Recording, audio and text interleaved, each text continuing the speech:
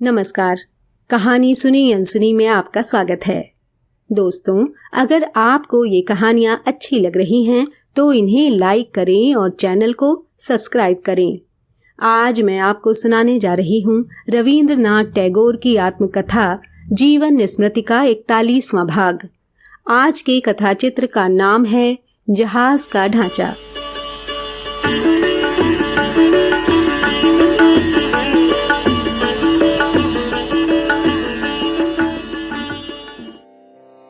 अखबार में एक इश्तेहार पढ़कर एक दिन दोपहर को ज्योति दादा सीधे नीलाम में चले गए और वापस आके खबर दी कि उन्होंने 7,000 रुपए में जहाज का एक ढांचा खरीदा है। अब उसमें इंजन लगाकर कमरे बनाकर एक पूरा जहाज बनाना है। देश के लोग कलम चलाते हैं, जबान चलाते हैं, मगर जहाज नहीं चलाते। उनके मन में शायद इसी बात का खेद था। उन्होंने एक दिन देश में दियासलाई जलाने की कोशिश की थी और वो बहुत घिसने पर भी जली नहीं थी। देश में कपड़े की मिल चलाने का जोश भी उनमें कम नहीं था, पर वो मिल सिर्फ एक अंगोछा बनाकर रह गई। उसके बाद स्वदेशी उद्योग से जहाज चलाने के लिए अचानक उन्होंने एक ढांचा खरीदा और वो खाली ढांचा एक दिन सिर्फ इंजन और कमरों से ही नहीं बल्कि कर्ज और बर्बादी से भर उठा। फिर भी इतना याद रखना होगा कि धंधों में जो नुकसान हुआ उसे अकेले उन्होंने झेला और जो फायदा हुआ वो जरूर ही अब तक उनके देश के खाते में जमा है। दुनिया में ऐसे अनाड़ी गैर तिजारती लोग ही देश के काम धंधे में बार बार नाकामयाब मशक्कत की बाढ़ लाते रहते हैं।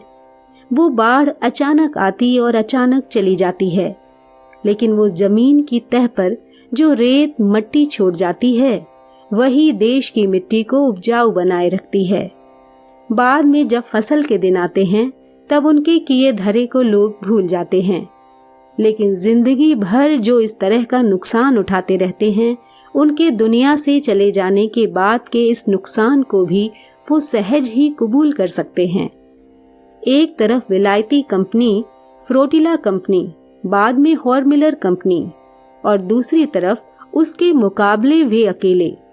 इन दोनों गुटों की तिजारत के लिए समुद्री लड़ाई धीरे धीरे कैसी जबरदस्त हो उठी थी, खुलना और बरिशाल के लोग अब भी शायद उसे भूले नहीं होंगे। जबरदस्त होड़ में जहाज पर जहाज सन 1884 में बनते गए। नुकसान पर नुकसान बढ़ता गया। आमदनी के आंकड़े धीरे धीरे कम होते गए और आखिर उसने टिकटों का चलन भी उठा दिया। बरिशाल खुलना स्टीमर लाइन में सतयुग आ गया था। मुसाफिर तो बिना किराए के सफर करते ही थे, ऊपर से मुफ्त की मिठाई भी खाने लगे। इसके सिवा बरिशाल के स्वयं सेवक दल स्वदेशी कीर्तन गाते हुए कमर कस के मुसाफिर जुटाने में लग पड़े। लिहाजा मुसाफिरों की कोई कमी नहीं रही, लेकिन और सब तरह की किल्लतें लगातार बढ़ती ही गईं। गणित शास्त्र में देश की भलाई के उत्साह को अंदर आने की इजाजत नहीं मिलती। कीर्तन चाहे कितना ही क्यों न जमे, उत्साह चाहे कितना ही क्यों न बढ़े, गणित ने अपना हमीर हठ नहीं छोड़ा। गैर तिजारती भावुक लोगों की किस्मत में एक बुरा ग्रह ये होता है कि लोग उन्हें बड़ी आसानी से ताड़ लेते हैं, लेकिन वे खुद किसी को पहचान नहीं पाते। इससे भी बढ़कर मजा ये कि इतनी सी बात सीखने में कि उन्हें आदमी की पहचान नहीं, उनका काफी वक्त खर्च हो जाता है और उससे भी ज्यादा ये पहचान करने में लग जाता है, और उस सीख को काम में लाने का मौका उन्हें फिर इस जिंदगी में नहीं मिलता। मुसाफिर लोग जबकि फोकट की मिठाई खा रहे थे, ज्योति दादा के कर्मचारी तब साधुओं के समान भूखे रहते हों, ऐसी भी कोई बात देखने में नहीं आई। जहां मुसाफिरों के लिए नाश्ते का इंतजाम था, वहां कर्मचारी लोग भी अलग थलग नहीं रहे। लेकिन सबसे बड़ा फायदा रहा ज्योति दादा को, वो ये कि उनका सब कुछ जाता रहा। रोज की इस हार जीत की चर्चा में हमारे उत्साह का कोई और छोर नहीं था।